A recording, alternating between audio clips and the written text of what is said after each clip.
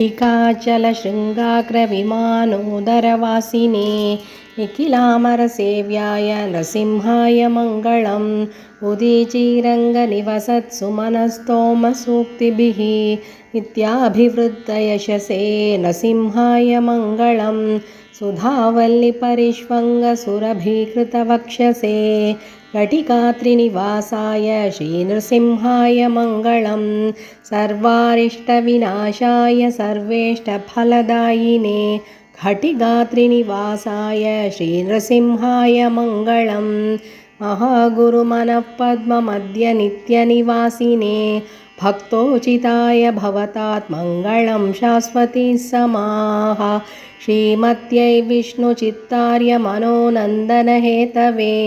नन्दनन्दनसुन्दर्यै गोदायै नित्यमङ्गलम् श्रीमन्महाभूतपुरे श्रीमत्केशवयज्वनः कान्तिमत्यां प्रसूताय यतिराजाय मङ्गलम् पादुके यतिराजस्य कथयन्ति यदाख्यया तस्य दाशरथेः पादौ शिरसा धारयाम्यहम् श्रीमते रम्यजामातृमुनीन्द्राय महात्मने श्रीरङ्गवासिने भूयात् नित्यश्रीनित्यमङ्गलम्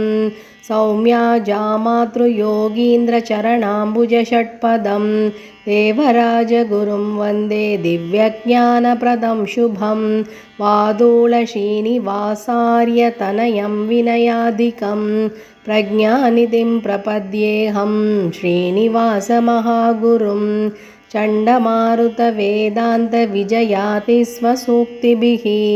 वेदान्तरक्षकायास्तु महाचार्याय मङ्गलम् इति श्रीघटिकाचलयोगनृसिंहमङ्गलस्तोत्रम् सम्पूर्णम्।